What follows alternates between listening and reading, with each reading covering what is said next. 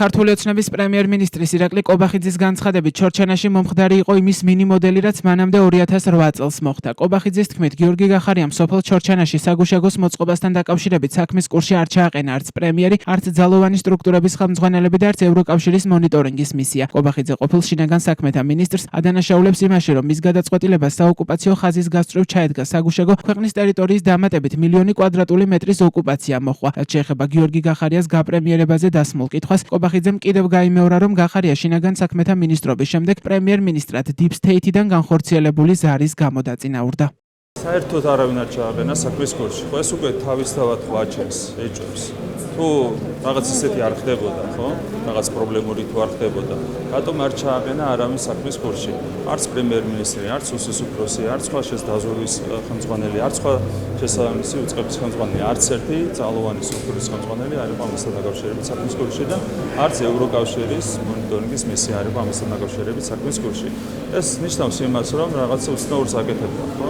დილად რომ ვთქვა, ბატონი გიორგი გახარია, ეს არის ძალიან მარტივი ლოგიკური დასკვნა, რომელიც შეიძლება გამოვიდანოთ ამ ყველაფრიდან და რეალურად ჩორჩანაში რაც მოხდა, ეს იყო იმის მინი-მოდელი, რაც მანამდე მოხდა 2008 წელს, ხო, როდესაც სააკაშვილის რეჟიმმა დაიწყო ომი და თქვენ იცით მე რა შედეგები მოყვა ამას ჩვენი ქვეყნის. ამის მინი-მოდელი იყო ჩორჩანა, ხო?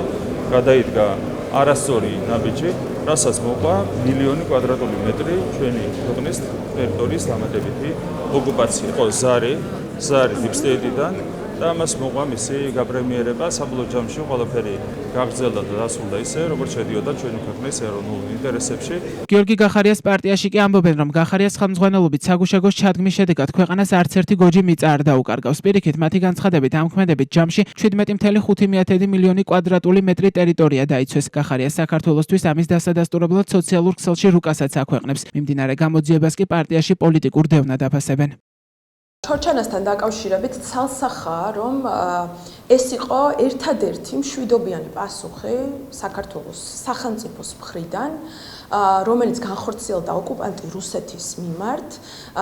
დანაკარგი შეიძლებოდა ყოფილიყო მეტად უფრო მეტი, შესაბამისად ის საგუშაგოს ჩადგმა, რაც განხორციელდა, ეს იყო შედეგზე ორიენტირებული. ამ დროს ჩვენმა ქვეყანამ დაიცვა საკუთარი მოსახლეობა და საკუთარი მიწები და ახლა როდესაც ოცნებას აწყობს ის, რომ წინა საარჩევნოდ მოასუფთავოს ველი და თვითმმართველობის არჩევნებამდე ზეწოლა განახორციელოს ჩვენს პარტიაზე, ის ახდენს საქართველოს ეროვნული ინტერესების გაუფასურებას, ამ ეროვნული ინტერესების საზიანოდ მოქმედებს და მზად არის რუსი ოკუპანტების მხარეს განახორციელოს საკუთარი ქმედება.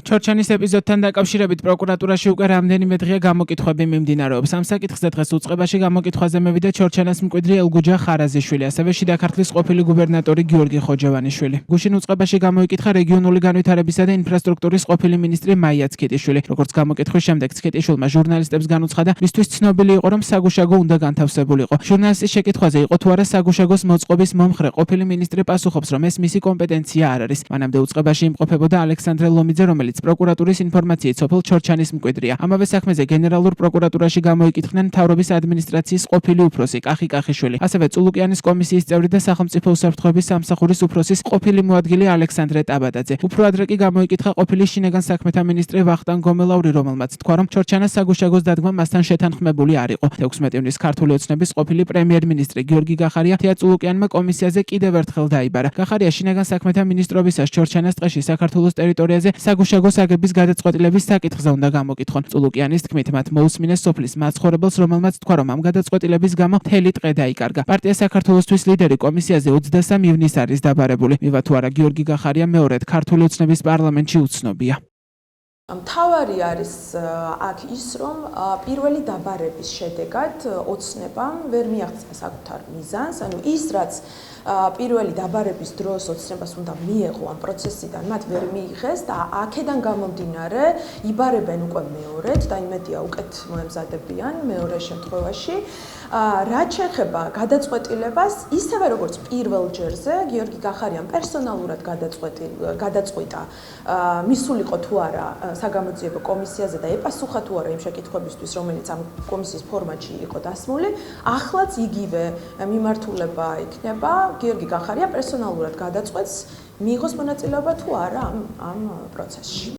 პროკურატურაში გამოძიება საბოტაჟის დამამძიმებელ გარემოებაში საბოტაჟის მცდელობის უცხოეთის ორგანიზაციისათვის და უცხოეთის კონტროლს დაქვემდებარებული ორგანიზაციისათვის მტრულ საქმიანობაში დახმარების და საქართველოს კონსტიტუციური წყობილების და ეროვნული უშიშროების საფუძვლების წინააღმდეგ მიმართული საქმიანობისთვის ფინანსების მობილიზების ფაქტზე მიმდინარეობს. პროკურატურის ცნობით, მიმდინარე გამოძიების ფარგლებში სხვა საკითხებთან ერთად შესწავლის საგანს წარმოადგენს 2019 წლის 24 აგვისტოს სოფელ ჩორჩანასთან საოკუპაციო ხაზის გასწვრივ შინაგან საქმეთა ყოფილი მინისტრის გიორგი გახარიას მიერ განხორციელებული ქმედება. წულკიანის კომისიის წევრები ამბობენ, რომ გახარიამ საოკუპაციო ხაზის სიახლოვეს პოლიციის საგუშაგო თვითნებურად დააშენა, რითაც ახალი ომის საფრთხე შექმნა. გახარია კი ამტკიცებს, რომ საგუშაგოს შესახებ ყველამ ყველაფერი იცოდა და საკითხზე 4 სამინისტრო მუშაობდა. მისივე თქმით, საგუშაგოს აშენება ერთადერთი სწორი გადაწყვეტილება იყო.